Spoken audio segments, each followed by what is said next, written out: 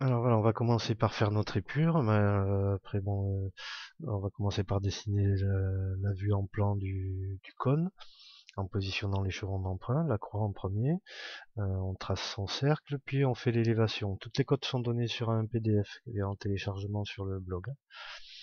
Ensuite, vous tracez vous positionnez les plans de coupe dessus, en respectant les codes qui sont donnés sur le dessin. Et maintenant, on va pouvoir commencer à procéder à tracer nos plans de coupe ici sur la vue en plan. Et on verra après comment on fait les herses.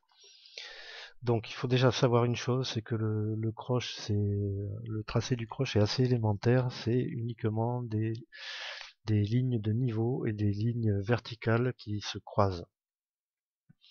Donc la première chose à faire, ça va être d'établir sur notre chevron d'emprunt ici, faire une division. Là vous prenez ce que vous voulez, parce que vous verrez à l'usage que par endroit il faut mettre un peu plus de lignes, à d'autres endroits il faut en mettre un peu moins pour histoire de plus de clarté.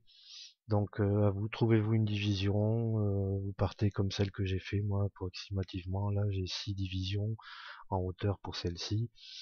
Vous prenez ça, vous partez là-dessus, prenez une cote facile à mémoriser, ronde si possible. Ensuite, vous verrez que par endroit, il vous faudra rajouter peut-être une ou deux lignes intermédiaires pour avoir plus de précision, pour éviter d'avoir des formes un peu trop patatoïdales. Donc on commence par faire ces divisions horizontales, et de là, eh bien, on va les reporter. On va reporter tous nos traits de niveau sur le cône en plan.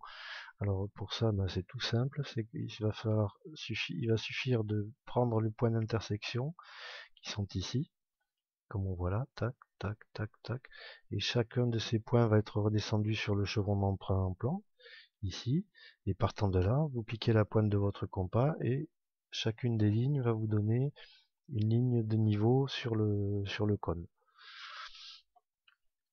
Et ensuite, on va maintenant tracer cette courbe ici. Alors on va partir du premier point qui lui est au sol, ici. Donc on va descendre et on va venir croiser la ligne de sol. Donc on la touche une première fois ici, et on la touche une deuxième fois de l'autre côté. Ensuite on va prendre cette ligne-là qui se trouve au niveau 1, ce point-là, le point d'intersection, et on le descend à venir croiser la ligne au niveau 1, ici. Alors on peut le tracer des deux côtés si vous voulez que ça soit symétrique. Vous le prolongez à venir toucher la première ligne. Et on fait pareil pour toutes les lignes suivantes. Tous les points d'intersection ici, on les redescend sur la bonne ligne. C'est pour ça qu'il faut ni trop peu de lignes. Et si vous avez peur de vous perdre, vous les numérotez. Hein, niveau 1, niveau 2, niveau 3, niveau 4, niveau 5. Et vous reportez ici vos niveaux, vos repères pour pouvoir vous y retrouver. Et eh bien, une fois que vous avez reporté tous ces points, vous n'avez plus qu'à aligner. Alors là, c'est là qu'il va vous falloir les outils dont je parle sur le blog. C'est soit un perroquet ou pistolet, ça dépend suivant les personnes, soit une règle courbe pour pouvoir aller tracer votre courbe ici en plan. Et pour la deuxième, par contre, c'est plus simple puisque là, on est sur la vue en plan, on est sur l'élévation, pardon, on a une ligne droite. Et si on la reporte, elle, en fait, ça va carrément trancher notre cône et ça fait une ligne droite vue en plan aussi. Pour la découpe au sommet, pareil, on a nos lignes de niveau ici et chaque point d'intersection va être reporté sur la ligne de niveau correspondante.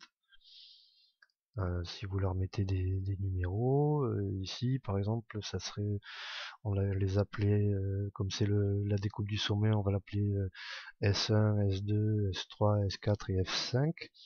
Et ici, bien les 5 derniers cercles s'appellent respectivement de S1 à S5. Et là où les points d'intersection des lignes de niveau avec le plan de coupe se croisent, on renvoie un point sur la vue en plan à toucher le cercle correspondant. Et ensuite, il nous reste plus qu'à aligner. Et voilà pourquoi il vous faut avoir les deux outils dont je parle, aussi bien les pistolets que la règle courbe, parce que pour ce genre de courbe, la règle courbe risque de ne pas pouvoir passer. Tout dépendra de l'échelle à laquelle vous dessinez. Mais la règle courbe a ses limitations en rayon. Donc voilà, ben en fait c'est tout simple.